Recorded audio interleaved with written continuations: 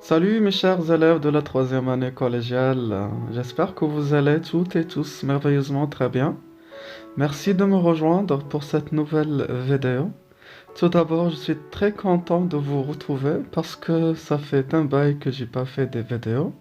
Aujourd'hui, on va parler de la première leçon du deuxième semestre de la matière physique-chimie intitulée Mouvement et vitesse. On va étudier la mécanique, c'est une branche de la physique qui étudie le mouvement. D'accord, mes chers élèves? Donc, comme d'habitude, vous prenez les cahiers de cours et vous écrivez le titre avec le rouge, Mouvement et vitesse. Nouvelle page, bien sûr. Bon, si vous avez fini, les objectifs que nous allons réaliser durant cette leçon sont les suivants. D'abord, connaître le référentiel et la trajectoire. Distinguer l'état de mouvement de l'état de repos d'un objet par rapport à un référentiel. Connaître et distinguer les deux types de mouvements, translation et rotation. Calculer la grandeur de la vitesse moyenne. Connaître la nature du mouvement, accéléré, ralenti ou uniforme. Sensibilité ou bien être sensible au danger de la vitesse. Avant d'entamer la leçon, bon, les connaissances que vous aurez dû saisir avant, bon, vous avez déjà étudié la rotation de la Terre autour d'elle-même, autour du Soleil, en deuxième année collégiale, matière physique-chimie. Et vous avez déjà étudié aussi la notion du temps, de symbole T et ses unités, l'heure, minute, seconde, puisque 1 heure égale 60 minutes, égale 3600 secondes. D'accord? 1 heure égale 3600 secondes. Et aussi la vitesse moyenne, la vitesse de propagation de la lumière, C égale 300 000 km par seconde. Comme vous avez étudié aussi les vecteurs et leurs caractéristiques en deuxième année, matière mathématique, vous avez étudié que chaque vecteur se distingue par son origine, là où elle commence, sa direction, c'est-à-dire la droite peut être verticale, horizontale ou bien inclinée, son sens, le sens, c'est-à-dire la flèche, de gauche à droite ou bien de haut en bas, et la longueur, d'accord, la norme du vecteur. Bon, la situation problème qui va nous aider à mieux suivre la leçon et qui sert toujours à stimuler votre création et votre imagination et inspire votre volonté. La victoire de l'athlète marocain Hicham El Guerrouj au titre olympique du 1500 mètres du pont de sa grande expérience par rapport à sa contrôle de la vitesse lors de différentes étapes de la course. Les questions posées. Comment peut-on distinguer le mouvement d'un objet et le repos? Quels sont les types de mouvements? Deuxième. Comment trouve-t-on la valeur de la vitesse moyenne? Troisièmement. Quelles sont les différentes natures de mouvements au cours du temps? Dans cette partie, on va répondre à la première question. Comment peut-on distinguer le mouvement d'un objet et le repos? Et quels sont les types de mouvements? Voilà, je vous laisse avec l'expérience et je reviens. Pour répondre à la question quand est-ce qu'on dit l'objet est en mouvement ou bien est au repos, on va étudier dans cet exemple le mouvement des arbres qui sont dans la nature et le mouvement du ballon V qui s'envole. Vous voyez dans la photo? D'accord? Avant tout, la condition nécessaire pour étudier le mouvement de n'importe quel objet, on précise l'objet à étudier.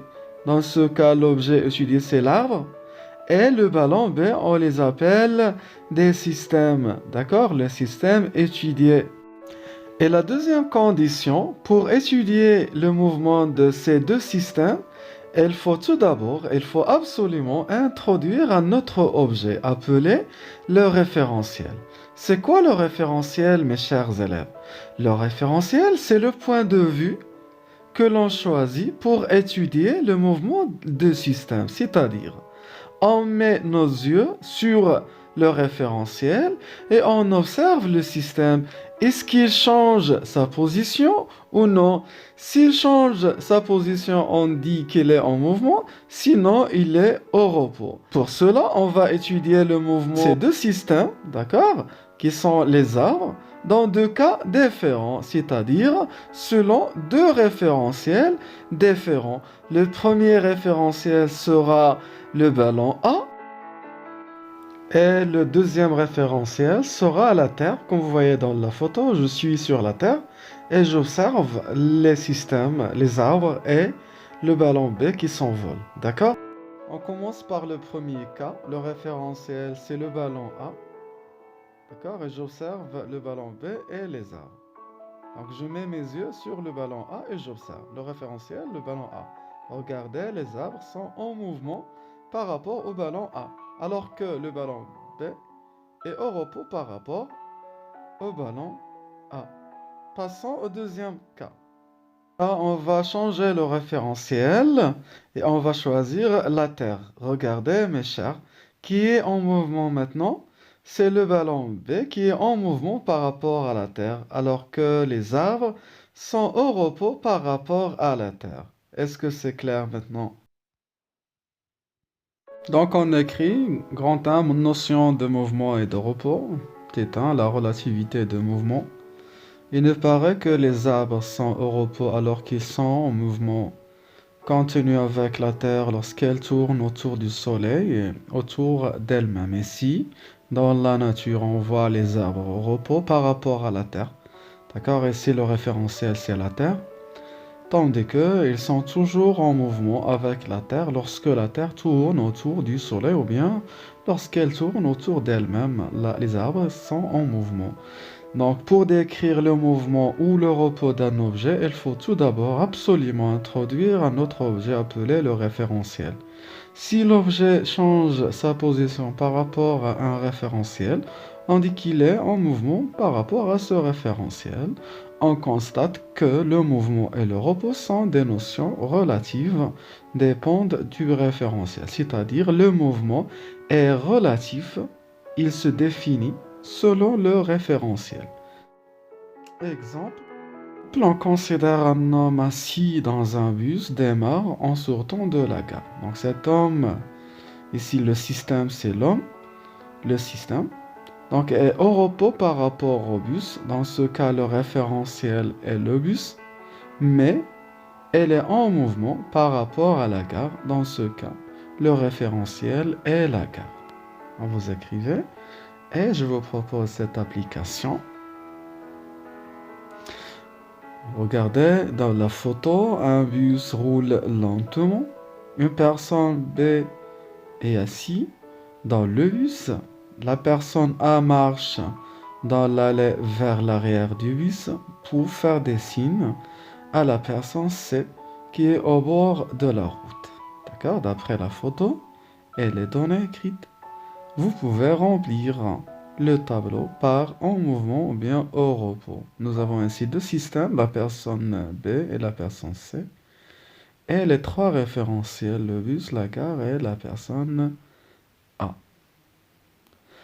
Bon, si vous voulez remplir la première case, vous devez répondre à la question, est-ce que la personne B, c'est le système étudié, c'est la personne B. Est-ce que la personne B, elle est en mouvement ou bien au repos par rapport au bus? Bon, est-ce que la personne B change sa position par rapport au bus? Non, donc elle est au repos. Voilà. Mettez pause et essayez de remplir le tableau tout seul et toute seule. Bien, si vous avez fini. Voilà. J'espère que vous l'avez bien rempli. On passe maintenant. Regardez la photo. Qu'est-ce que vous voyez, mes chers élèves? Voilà, des points, voilà, ou bien des traces Ce sont des traces d'un skieur fait du ski dans la neige. Donc ces positions-là représentent la trajectoire. Très bien, c'est une trajectoire d'un skieur. Donc si on veut donner une définition à la trajectoire, regardez, mes chers, c'est l'ensemble des positions successives occupées par le skieur lors de son mouvement et au cours du temps. D'accord? Bien. On écrit petit 2, la trajectoire, définition.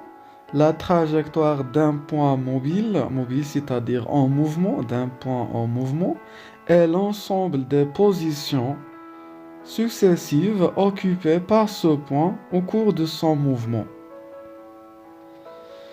La trajectoire dépend du référentiel dans lequel on étudie le mouvement.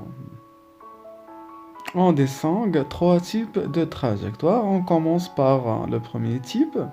Regardez ces points qui représentent des positions occupées par un point qui est en mouvement. Si on relie ces positions par une ligne, donc cette ligne forme une droite.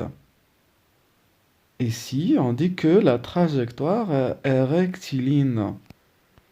Voilà, la trajectoire rectiligne, le premier type. Regardez, l'objet se déplace en ligne droite. Ou bien les positions occupées par l'objet forment une ligne droite. Dans ce cas, le mouvement est dit rectiligne. Le mouvement rectiligne. Exemple, la trajectoire du motard est rectiligne. Regardez, mes chers. Le motard, c'est la personne qui conduit la moto, comme vous voyez dans la photo. Donc ici, la trajectoire est rectiligne. Passons au deuxième type. Regardez ici les points qui représentent les positions occupées par l'objet lors de son mouvement. En reliant ces points, on obtient un cercle. Donc la ligne forme un cercle. Et du coup, on appelle cette trajectoire une trajectoire circulaire. L'objet tourne au rond, ou bien les positions forment un cercle. Donc ici, on dit que le mouvement est circulaire. Le mouvement est circulaire. La trajectoire du train, comme exemple, est circulaire. Regardez ici. Le train fait une trajectoire circulaire. Bien, passons au troisième type. Voilà. Les positions occupées par l'objet. On relie les positions par une ligne. Et vous voyez, la ligne, elle n'est ni droite ni cercle. On dit ici que l'objet décrit une courbe ou bien une forme quelconque. On appelle cette trajectoire une trajectoire curviligne. Voilà, une trajectoire curviligne, l'objet décrit une courbe. Ou bien la ligne forme une courbe. Dans ce cas, le mouvement est dit curviligne. Le cas, la trajectoire du skieur qu'on a déjà vu est curviligne. Voilà. On s'arrête là. Dans la deuxième partie, on va continuer l'explication des types de mouvements. D'ici là, prenez soin de vous, mes chers. À très bientôt.